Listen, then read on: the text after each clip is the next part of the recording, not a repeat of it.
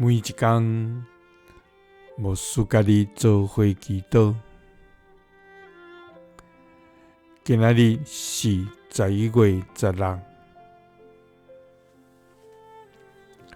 诗篇86篇60到70安尼讲：耶和华，求你压耳孔，听我的祈祷，压落听我恳求的声。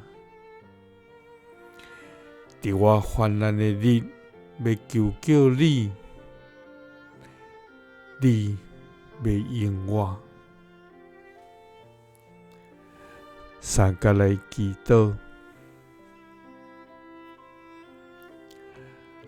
压耳孔听阮的祈祷的天父，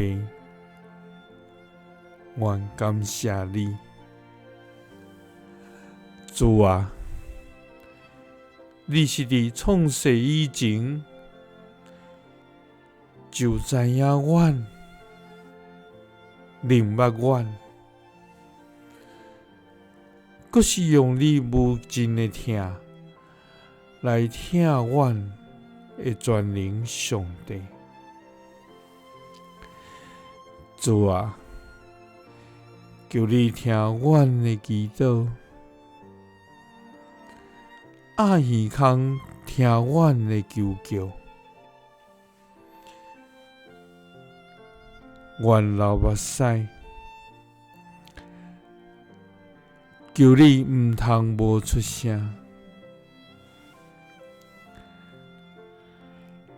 因为阮伫你的面前是出外人，是寄脚的。亲像阮的列祖一般样，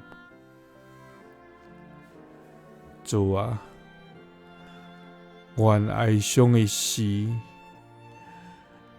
求你听阮的声。主啊，伫阮哀伤的时，求你伸出你双手安慰扶持阮。主啊，因为阮倚靠你。主啊，求你压耳孔听阮的祈祷，压落听阮恳求的声。伫阮患难的日，要求救你，你要应阮。祈祷是奉主耶稣基督的圣名，阿们。耶稣听你，赐你平安。